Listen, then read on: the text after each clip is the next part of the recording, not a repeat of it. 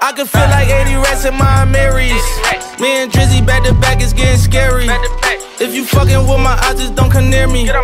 Put some bins all on your head like Justin Terry. Whoa.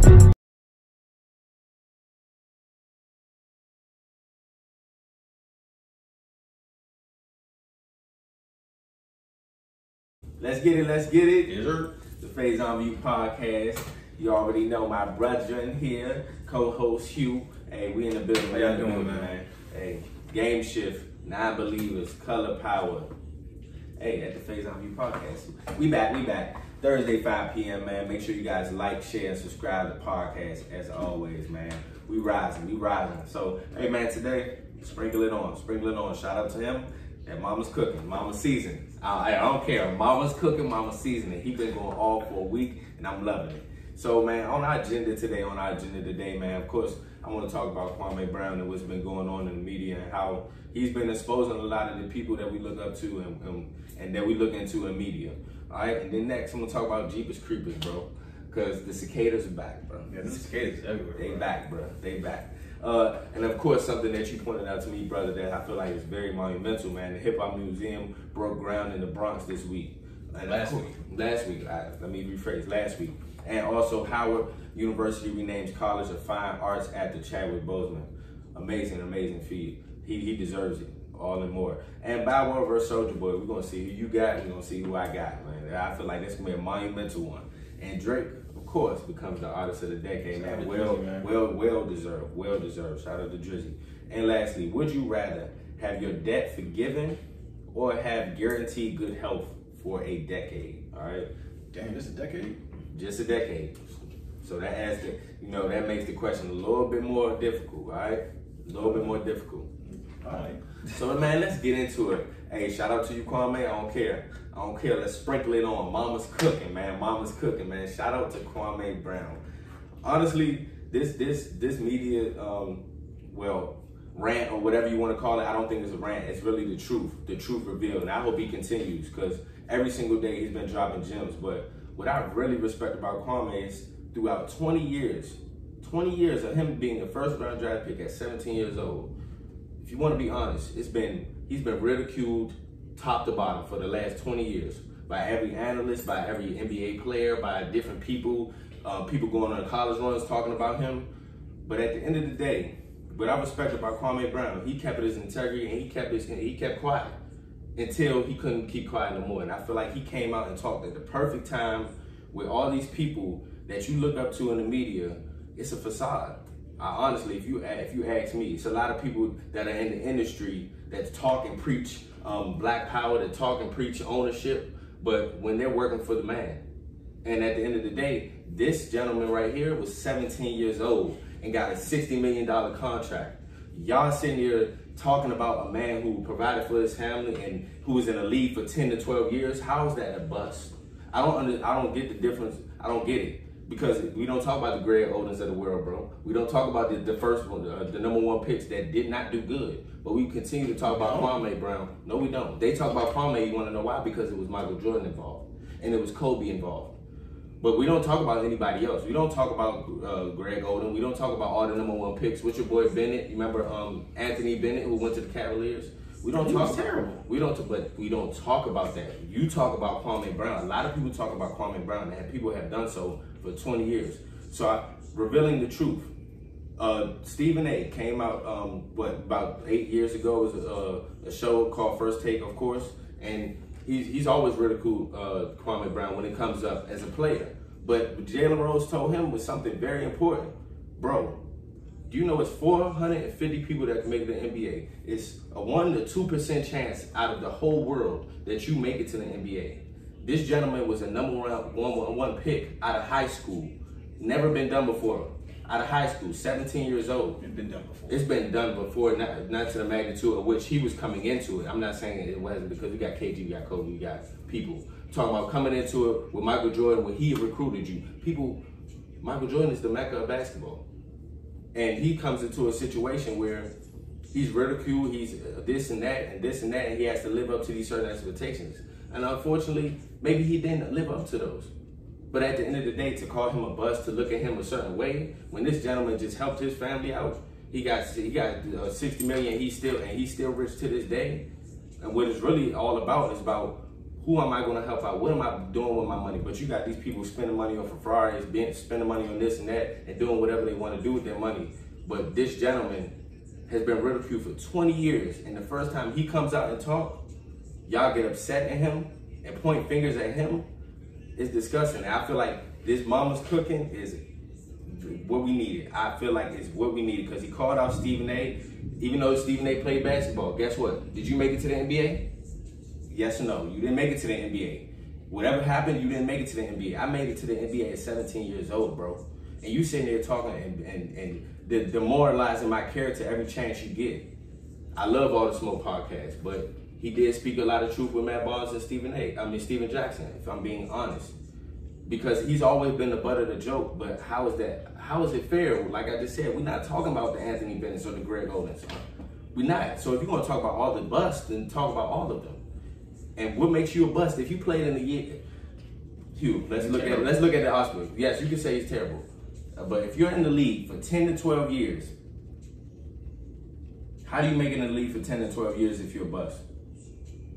And you look at the optics, and like I was telling y'all in the group chat, Brian Scalabrine, we call him the white goat. He averaged less points than Kwame Brown did. Who called Brian Scalabrine the white goat? goat? They do call him the white goat. And you being a Celtics fan, you know that. You know that, not you personally. I never called him. Not you. He was terrible. But you know they call him that, even jokingly. But at the end of the day, you give this man credit, but on the other side, we demoralize our black people. And guess what? The people who demoralize Kwame Brown is his own people, and that's what he's pointing out now. So this situation happened. All the smoke. They're talking about him, saying things on his name. Charlamagne comes out because he has stake in all the smoke, and comes out and starts talking about his father and his brother, father and his brother, in which he didn't know nothing about, and try to demoralize his character outside of a basketball conversation. Yeah, that was. So Kwame Brown, springing some mama's cooking, messing with my mama's son, really honestly came on his platform and used his platform for something good. Because at the end of the day, it's a lot of things that was coming out about Charlamagne. Charlamagne, he gets on certain platforms. At the end of the day, I'm not saying I didn't indulge in Breakfast Club. I'm not saying anything like that, but that's what I'm saying. I'm talking about everybody. The things that we watch and the things that we indulge in, you have to honestly understand that that's just behind the camera. A lot of these people are not really who you think they are. And that's what he pointed out. And I feel like somebody like him needs to point it out. Because everybody is it's the go along, get along game in the industry. That's just the truth of the matter. And at the end of the day, he called Charlamagne out. I'm not going to go into details on what he called him out for, because that's just way personal. But at the end of the day, I feel like it's real and it's true. It's a lot of truth in what he's saying. You know, you could feel like whatever Kwame Brown is saying is over the top or whatever, but at the end of the day, if you getting bullied for 20 years and you stand up for yourself and you have the whole world looking at you and your platform, yes, I'm not going to stop until I get my respect. So this Kwame Brown situation, man, has been rejuvenating for me. Cause I'll keep it brief. As someone as someone who's been the butt of the joke, and as someone who has, harbored some things and allowed those things to blow up, it's never good. I don't think he had to make it that personal, because he made it really personal. And I think guys were only talking about his basketball play, and that's just the culture of sports. We do it. We talk bad about guys who we're nowhere near as good at the NBA. We call them trash, but that's just it. We don't know them in real life. So if anybody's saying anything about Kwame's real life, then that's one thing. You attacked his real life, then yeah, I fully agree. I would have words for you too. But if it was just strictly basketball, and it was like, whoa. But at the same time, that's what happens when you harbor things and, they come out. But as someone who has done that, that's why my stance is where it is, because it doesn't lead anywhere good. And, Kwame has said some things that I just don't agree with. Not just here, I'm talking about previous. So I don't want to start praising dude now, because now he has a platform, and you start saying those things again, then it's like more ears hear it. Right. I've never been a big fan of Charlamagne. It's the same guy who sat next to Gucci Mane and allowed him to say some problematic things about his co-host, who you have to go to work with the next day. It's like, dude, as a man who you work with that woman, you probably shouldn't let him say those things. So, and I don't like the fact that he calls himself a god. And what he said just was unnecessary. for you to bring up all his family history and how they like that has nothing to do with Kwame Brown. Like, so for you to try to make that connection, like he was gonna go off the edge and do the same things, that was nasty. But other than that, like, I mean, I'm not, like, it was funny, some of the stuff he said. I do think it was over the top, but I get it. Again, 20 years, people talking about you. Right. I know what it's like, you know, I've never held something for 20 years, right. But I get it. I also didn't like what he said to Jamil Hill. I understand Jamil Hill, you know, she should have minded her business. And that's all he probably should have said to her. But I don't like, shut up when grown man talking. I don't like that. And if I was Jamil Hill's son, me and you would have a problem. Correct. He's not gonna talk to my mom like that. That just didn't sit right with me. So it's some of it is about the way he's approaching certain folks. It's not always what you say, it's how you say it. But also, and Stephen A. Smith is like he's a great, like he's not a bad guy. He's not a bad guy. We love Stephen A. Smith. He talks about people's basketball skills. He doesn't attack their characters in real life. Yes, of course. But that's what I'm saying to you though. That's why I could feel away if I'm Kwame, because you keep attacking. I will say this, yes, Stephen A. Smith. You can go on YouTube and find a compilation of Stephen A. Smith talking about Kwame Brown. Keep the same, and that's why all I respect is just keep the same energy if it's reciprocated. Well, he's because what I say to you is about the past things about Kwame. If you entitled to feel how you want to feel, but on this particular who he's talking about, it fits. But Stephen A. did that. Someone tweeted at him, and Stephen A. was like, you know, he's right. Right, because he didn't do what Matt Barnes and them did. He was like, you know, hey, he let it be. So I you gotta respect Stephen A. He get it, he got it. He was like, hey. And at the end of the day, why I give Kwame praise is because throughout all these years, being chastised by his own people, yes, it's about basketball, but a lot of people take that very personal. A lot of people take that very personal. So what I really respect about him is keeping his cool and not reacting, because we could react it way back then and it could have been a ripple effect, you know? But at the end of the day, he didn't. He didn't chastise his brothers.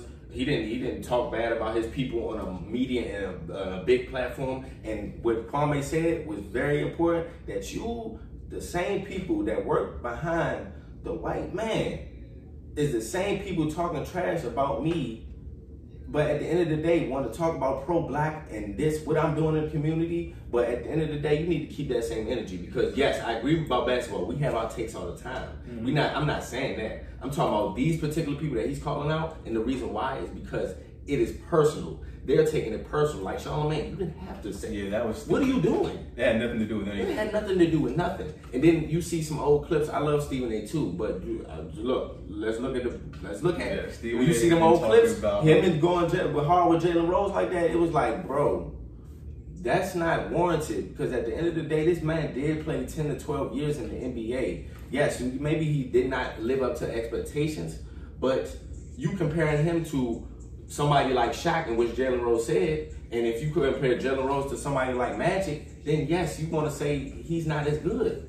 Yeah. And you can tell it was Harvard, because Stephen A. hadn't even said anything recently, but he still called a bullet. Exactly. So that's how you know it was Harvard. It's like, dang, Stephen A. ain't talked about you in years, and yet somehow I'm catching a straight bullet again. It's like, it's Harvard. It's Harvard. And the last thing I will say is, I know he was talking about he wants to be the new TMZ. It's like, dude, like, you don't want to become the thing you don't like.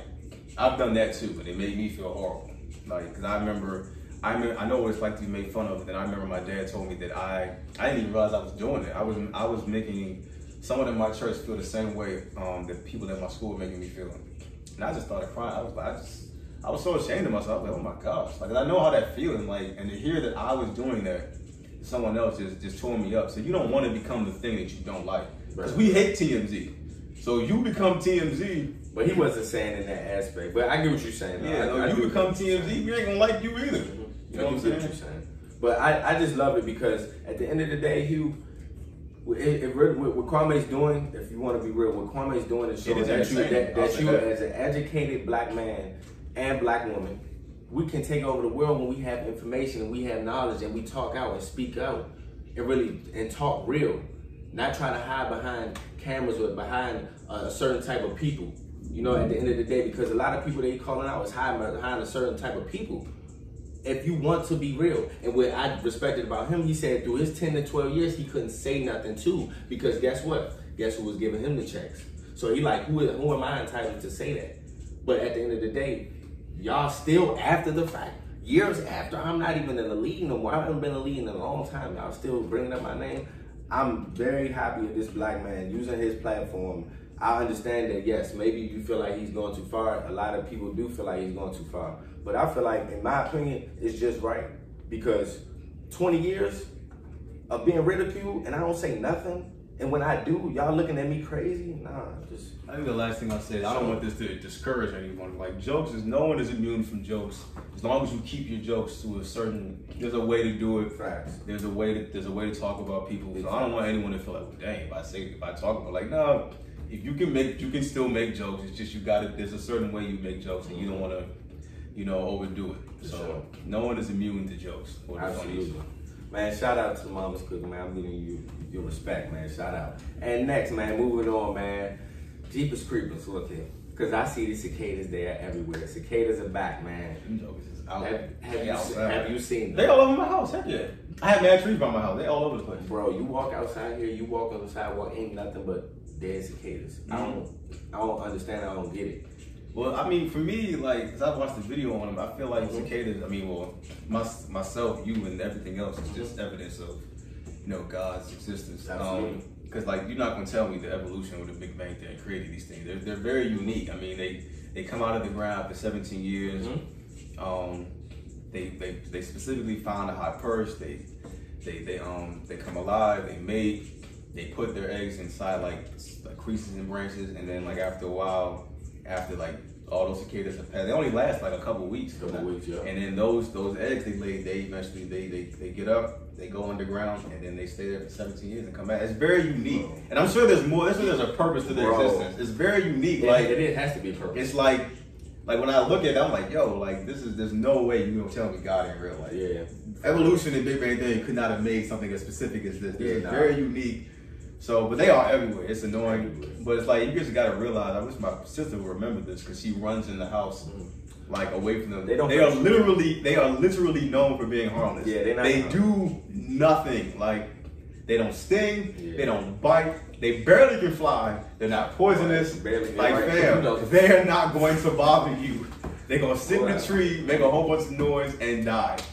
That's what they'll do, or get eaten. That's what they'll do. They will not bother you. And that's what kind of confused me the most, bro. Like, it's just like, it's not even no reason for it. If I don't, like you said, the reason for it is really to offspring to really create more. Yeah. But it's and they provide food for other animals. Okay. But I'm sure there's more of a reason. But I ain't gonna lie to you, I don't care what nothing you say, because the Jeepers Creepers, that scared me, bro. Like, as a kid, seeing Jeepers Creepers, there's nothing I can think about other than cicadas. And then when it came out, we were in elementary school when the cicadas came. So when Jeepers Creepers came out, it was simultaneously at the same time. So seeing them just freaks me out because it's the same, same concept. We're gonna be 43 when they come back. Yeah, so that is spooky to me. That's spooky, bro. Like, at one point, I thought only my house had them, and I thought maybe it's a whole bunch of trees. I know, honestly, because I was confused at first. I was like, okay. Now they out here. And for all you people who collect cicada shells, y'all are weird. Stay away from me. It's some weirdos out here that collect cicada shells. I don't get it. Y'all are weird. It's a weirdo. Let me find out that you near me. 2-piece mumbo sauce combo biscuit. Y'all are evil. Stay away from me. All right, man. Moving on, man. Because I just felt like we need to talk about that. They're everywhere. I don't know what's going on right now. All right, man. But this is monumental. Hugh sent me this. Brother sent me this. But this is so monumental. So, Hip Hop Museum broke ground in the Bronx last week. Like, we the best genre. We did it. That's really what I can say about that. I can't wait to see that. Like, really what I can say about that. And who was there? Was it Fat Joe? Oh, man, everyone was there. Everyone was there. Fat Joe was there. Hip Hop, man. Hip Hop was there. Like, all, like, Africa, Bambaataa, Public, Chuck D, Slick Rick was out there, Nass was out there. Fat Joe was out there. Just all the guys from like the Zulu Nations from like the beginning. I think Cool Herc was like hip hop was there from like every generation was there. Like they had the shovels and they broke ground. I think Flavor Flav might have been there. There was a lot of guys out there. Davies was there. It was just a good thing to see that museum. LL was there. It was gonna get built. I just can't wait to see it. The closest thing we have is like you go to the African American Museum or the top. They show you like there's a music section, there's a section on hip hop. But like, absolutely, I can't wait to see what this whole museum is gonna look like. And I'm glad they're doing it in the Bronx because that's the birthplace of hip hop.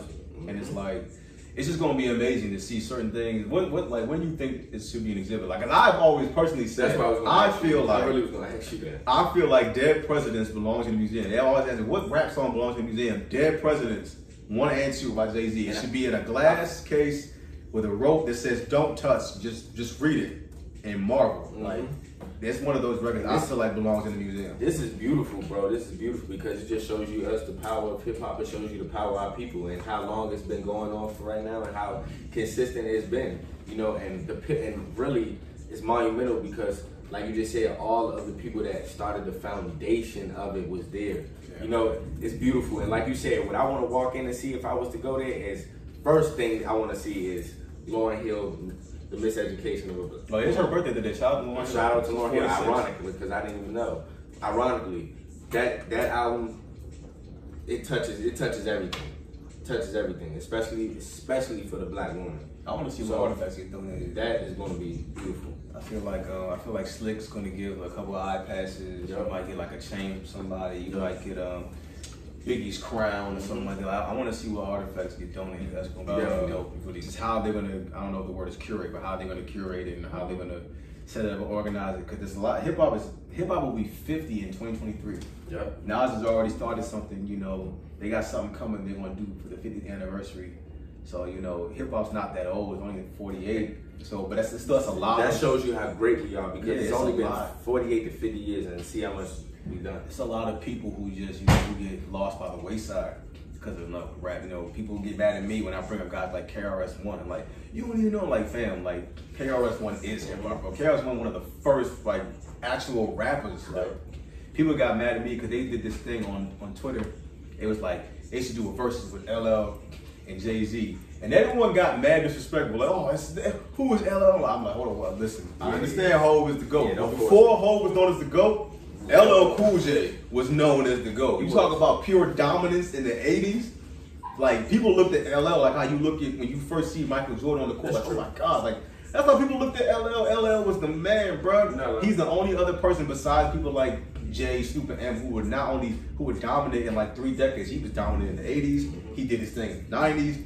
He did his thing in the 2000s. Like, LL was that dude. Like, yes, Jay-Z would win that versus. My uncle would love this take that you have because he says this all the time. Yeah, like, yes, Jay-Z's that dude. He's the GOAT. But before Jay-Z was known as the GOAT, LL Cool J was known as the GOAT. He was that guy for real. So it's just gonna be great to see just how many people who gets highlighted and stuff like that. That's a bar, bro. Yeah, I appreciate you giving him his respect because LL definitely need his respect. LL will remain top 10 rappers of all time. He's too much of a cultural icon, especially within hip hop. Within hip hop, come on, man. And then people look at LL like monumental, the entertainment realm. So other rappers look at LL like he was the inspiration behind a lot of people's, you know, 101 for sure, 101. And moving forward, man, these two gentlemen actually wait before we even move on, because let's shout out to our brother, rest in peace, Chadwick Boseman. Man, very heartbreaking. Still can't believe it, but guess what? Howard University was named College of Fine Arts after Chadwick Boseman, rightfully so. Like, he deserves it times 10, times 20, times 30. Because what he did and what he set forth on this earth while he had his time here, monumental. And he was only just getting started. So really shout out to him. He's my little brother's first favorite superhero. Absolutely. Like, when I met Drayden, he was Black Panther. Oh yeah, Black Panther backpack, Black Panther blanket, Black Panther shirt. I mean, you know, so when he heard what happened, he took it man hard. Even though he's only 5 years old, it still meant a lot to him. Like, dang, like, I was his hero. And I like that, you know, it's not fake. You know, sometimes, you know, schools don't really think about you until you do something. But, you know, Howard has always shown him love. He was a keynote speaker, you know, a couple years ago. So, you know, so it's not out of the blue. It's not phony. You know, Howard has always, you know, been proud of him and what he's done and stuff like that. So this is great. Absolutely proud of that alumni, man. Shout out to Chadwick Boseman for sure. Big shout out to Chadwick. Rest in peace, please. Hey, and moving forward, like we was talking about, just the Hip Hop Museum. These two gentlemen are going down to the Hip Hop Museum, and then, you know, one of these gentlemen are going to say they did it first. So Bow Wow versus Soulja Boy, man. This is going to be a good one. For all, like, especially for us 2000, you know, we was 95, of course, but like from 95 on, you know, that 2000 round, that was nothing but Bow Wow and Soulja Boy for a long period of time. So I'm really interested to see what songs they're gonna pull from, who's gonna win this. Who do you have winning? I got Bow Wow. Bow Wow's had hits since he was 5 years old. I got Bow Wow too, but it's not gonna be easy. It's not gonna be easy, but yeah, Bow Wow, he can pull from all the way back here. Soulja Boy can only pull from like 2007 till about 2015. He can. And Soulja Boy has a banger, no cap. But Bow Wow would go back to back here. The only reason why I is Bow Wow, not saying only, yes, only because them two, I see them as icons as well, and young icons at that, who changed the landscape a lot of things. But Bow, like you just said, he can pull from a lot of different artists in which he worked with. Oh, it's gonna be hard. It's gonna be a slow day for Soulja. When it gets to the features, Sierra, we ain't getting it to Chris Brown. Oh, we ain't getting to Jermaine Dupri, Snoop Dogg. Bow Wow could play. What's the joint from Like Mike? Playing basketball, he can play that joint. That was a neighborhood classic. Come on now, like Soulja Boy ain't got no movie hits. Like that's gonna be crazy. Like, boy, they play that you. Boy, I'm going crazy. You bugging that you. Boy. Listen, that Precious Zaires, come on, I'm going nuts. That was my joint. That man said, "Kiss me through the phone before FaceTime." Look here, Soulja Boy. He might have did it first. He might have did it first. I will say this: Soulja Boy is 100% responsible for bringing rap into the internet. Yes, he is. Yes, in the internet way. For sure he is. Now, him out here claiming he a fashion icon, I ain't giving him that. I spent too many years as a 9-year-old.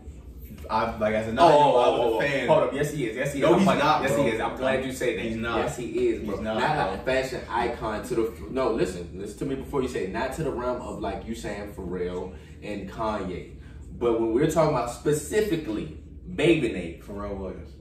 Yes, I know that. Let me give Pharrell's credit first, Baby Nate. But I'm not gonna lie, Soulja Boy and Lil Wayne, with their contributions, yes, with their contributions with Babe. I'm be honest, the first artist I've seen with me personally, because Pharrell was out with it. Me personally was Soulja Boy when You came out. That made a lot. But yes, first. Not really, because to your point, the internet wasn't as big until Soulja Boy came into the realm. So everybody's starting to see it from that realm. If you a true historian like you are, like myself, that's what I'm saying. We understand that. But still, Soulja Boy had a lot to do with contributions when it comes to bathing. So that's not really my issue. Because I've been nerding out over Pharrell since I was 9 years old. He's always been that dude to me, and I've been a fan of Bape since I was 9 because I couldn't afford it, and when I finally could afford it, like, I've been a fan ever since. So it's like, for me, like, I always paid attention to the history of who did what, who made what trends in fashion. So my issue with Soulja was him saying, I'm the reason this is where Bape. I was like, hold on, brother. I said, hold on. If you want to say you played a part in Bape, that's one thing. But to say you the reason we were at Bape, as a Pharrell stan, I took offense to that because Bape was not even available in the U.S. until 2005. And Soulja Boy came out 2 years later. You know, Pharrell made that happen because he had a relationship with Nigo, who was the creator of Bape, because Nigo was how he met Nigo was because Nigo was a huge fan of his. Like, I forgot the dude to tell, he said, Pharrell, yo, you gotta meet this guy that made Bape. Like, he's like a super fan of you. Like, he wears grills like you, wears jewelry like you, dresses like you, he loves all your music. So, you know, Pharrell goes out there and meet her, and they're best friends to this day. They got their own brand to this day. And it was because of Pharrell that the Bape finally became available within the country in 2005 when they brought the New York store. So it's like, fam, nobody, not Kanye, not Wayne, not the Cliff, nobody would be wearing bathing ape in this country if it weren't for Pharrell Williams. That's why I was like, I ain't gonna let you say you the reason we wear Bape. Because you couldn't buy no Bape if it wasn't for this guy. That's true. Pharrell was one, so I give him respect. You know what I'm saying? Pharrell was the original model for bathing ape in the country. Like, you'll find catalogs of him in it, and Wayne was in, like, yeah, of course. Like, so there's a lineage of guys with bathing ape. Like, there's Pharrell, there's Kanye, there's the Clips, there's Wayne, and Soulja Boy came out in 2007. Yes, for sure. Like, he was one of those guys that had a lot of bathing ape, but I didn't like him saying. Like I'm saying, I'm always ride with Pharrell. I ain't like him saying they that. They rappers. With true respect, they rappers. Everybody want to be the first to do something. But he wasn't the first to do that. We wasn't debating that. We were saying the first to make it big. But to your point, you could say Pharrell, and to your point, you could say Wayne. So ain't no. There's people before Wayne too. You gotta give credit. Even Chris Brown, because VA was because of Pharrell. VA was the first person on. They were the first people on the way because of Pharrell. Pharrell was the icon. He was the fashion icon before. Yeah. So like when he pulled up with the bait, the Clips was rocking big, like Pusha and Malice. He was getting them pieces. In 2005, you go back and watch the Run It video. That's Chris Brown's very first time you see Chris Brown. He has on a baby Milo jersey. You know what I'm saying? So it's like yeah, man. In 2005, when he finally bought that store over here, I mean it was lit. So it's like it's a couple guys. That's why I ain't like you can't be out here saying you the reason everyone wears bait. Like hold on, brother. There's a couple guys that was out here rocking the bathing deck before you. They put the groundwork in, and nobody, including myself, could be wearing bathing deck one for Pharrell. It's still you'd have to go all the way to Japan to get some bathing deck. That's how it used to be. And now there's 2 stores. Now they've got a couple different stores that sell it. Because back then you had to either go on the internet, even they weren't even doing that. You had to go to New York, and then eventually they got an LA store. It was like, Babe is very exclusive. You can't even take pictures in that store. Like you're not allowed to take pictures. All right, with them moving on. Yeah, we gotta move on. We find her out. Because look, I don't care. It's time, bro. Show your respect, bro. Show your respect to the GOAT, bro. Show your respect. Artist of the decade. Hold on, don't get stuck. YouTube, you know how they feel about Drake? Don't play. Don't get kicked off YouTube. They will kick us off YouTube. No, they're not. I'm OVO. They will kick us it's off. It's OVO League. Who won't kick Drake? OVO League. Look here, artist of the decade. Artist of the decade. Let me have my time, because it's Drake time. I don't want to hear it. Drake, artist of the decade. Artist of the decade. Man, well deserved. Very, very well deserved. Because at the end of the day, man, like that's what I was saying to you last podcast. We were just having a conversation. Drake did it so different, just solely off the fact that he was a boy coming from Degrassi. We at this point in our lives, when he came out, we haven't seen rappers who were different and come from a different background that wasn't really from here, from Canada, in a different aspect that's making music that we all can relate to. Drake is the one of the most universal artists I've ever heard, because you can listen to Drake at any time of the day, and you can play Drake to kids. Don't do it all the way up. At the end of the day. So at the end, like for real, it's just a blessing that we got to experience this decade of music. Of course, for everybody, but Drake being one-on-one, man, because without his music, I don't know. I'm just being honest, because I mess with Drake so much because it's a lot of personal stuff with me when his music hits. It's like a memory. It sets off a certain time. I remember where I'm at. I remember what happened. From Take Care, from Nothing Was the Same, So Far Gone. If you're reading this, The Views, each and every one, I can tell you a story in which I heard the song, in which the album affected me. His music is timeless, and he deserves his respect for it, because guess what? It's strictly music too.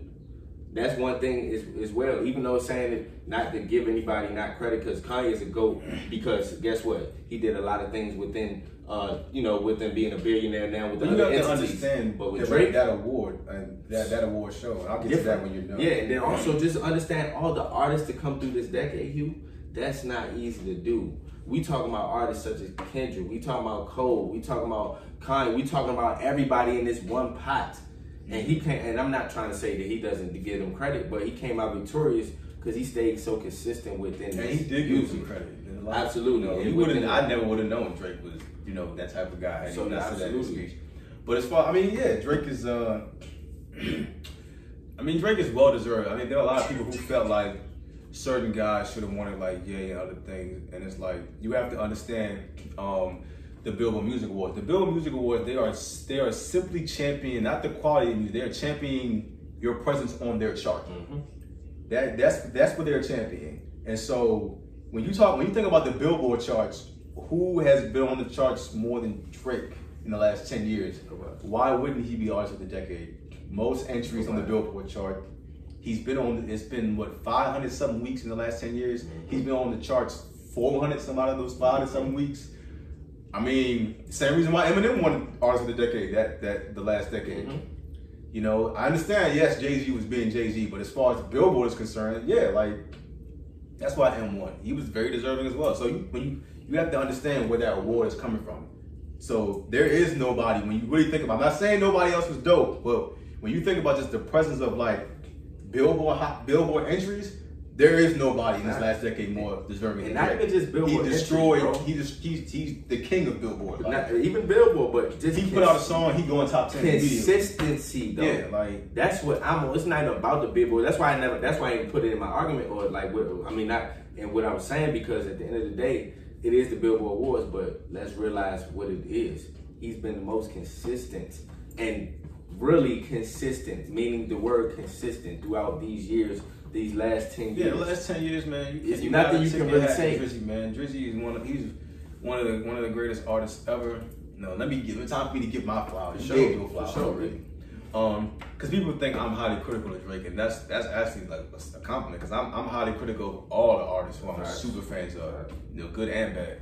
You know, if I don't really care for you, I don't really have much to say about you. True. You know, so I always have a lot to say about Drake because I'm such a huge fan of Drake. You know, I'm more of I love his ability to rap and his metaphorical style. You can kind of see his inspirations when his raps. Like you can hear the Jay-Z in his raps. You can hear the Wayne. You can hear the Kanye and the way he makes music and certain things. It just you can hear his influences. I mean, like you said, you know, he's just really good at understanding how you feel. Like every guy has felt a certain way about like a certain woman in a certain Drake song, and you'll sit back and be like, dang, like how did he know that? I think that's the reason why he makes. I don't know. I mean, hopefully he'll get back to doing this. I don't think I would say this for like his last album, but like his first 3, he was really good at making music that was just perfect for like that moment in time where you were at. And I think because, you know, he was making music more so for the new generation at the time, which was us. We were in high school. We were the new young people buying all the music. He wasn't making music for the older people or even the young kids. His music was really tailored to us. I think that's the reason why Take Care is always going to be his best album to me, because that album was perfect for that moment in time we were at. Like, and I think that's the reason why people are like, oh man, can you give us another Take Care? Like, I can't do that because you're not with that girl that you were with when this album came out. Facts. You're not going through that breakup. Like, I can't give you that. I can give you more good music, but I can't give you that moment that you were with that girl because feel the way you were feeling. I can't do that for you. And he's really dope at that. Like, he just, sometimes I listen to him, I'd be like, dang, how did you do that? Like, how did you know that? You know, and so, yeah, man, like he's an incredible artist, you know, and he's well deserving of this, you know. Yeah, you could probably name some folks who could have won this award, but I don't think you could have named someone who was more deserving of it for these last 10 years than Drake. Shout out to Drizzy, man. Shout out to Drizzy, man. Hey, man, moving on. Would you rather have your debt forgiven or have guaranteed good health for a decade? So understand the question. I'll repeat it. Would you rather have your debt forgiven, talking about all your debt forgiven, or have guaranteed good health for a decade? This is a very tough one for me, but I'm gonna go with the health, solely off the fact that if I don't have good health, how do I know I'm gonna see tomorrow to have good or bad debt, or to be in debt at all? You could die healthy. You said what? You could die healthy tomorrow. And you said you could die healthy. Yeah, you could be in perfect health and still to go. You can die in debt. Yeah, I'm just saying, you not being healthy ain't gonna stop you from dying. You said what? I'm saying you being healthy is not gonna stop you from dying. But guaranteed, but hold up, listen to the question. Guaranteed good health. I'm talking about guaranteed good health. But that's still what I guarantee you. I get what you're saying. Not to see it or you meeting your demise, anything that happened, of course.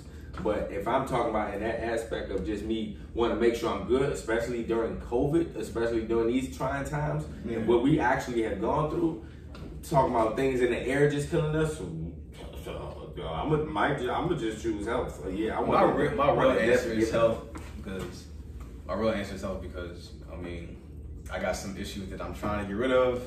I'm healthy, but like I wish I could get rid of this, but I'm gonna play devil's advocate and go with guaranteed. Lose my debt Cause I'm only 25, and so my next 10 years I'll be 35. I'm still guaranteed to be pretty healthy. I ain't hit. If I was 40, you said not guaranteed to be healthy. I'm in the age range where I'm gonna be a pretty healthy guy. If I was 40 and you telling me the next 10 years, I would take that because I'm 40 and that's when you start declining in health and things pop up.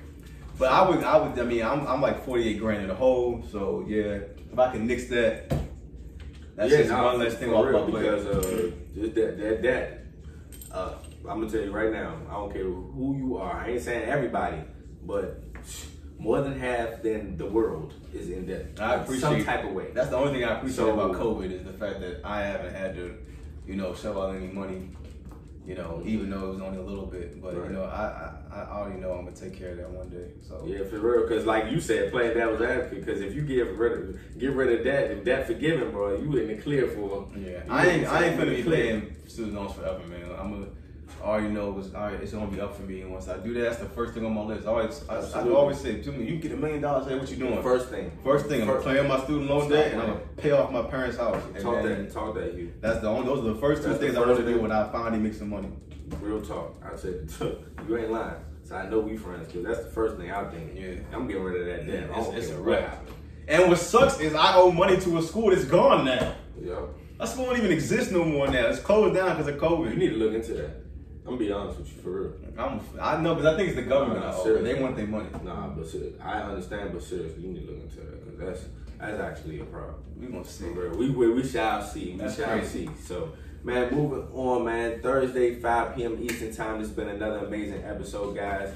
Much love, my brother Hugh. We are already here every single Thursday. Make sure you like, subscribe, and share. Get you a game shift hat. Get you a Please, man. It's hot out there. Hey, you know you need a hat. Color power.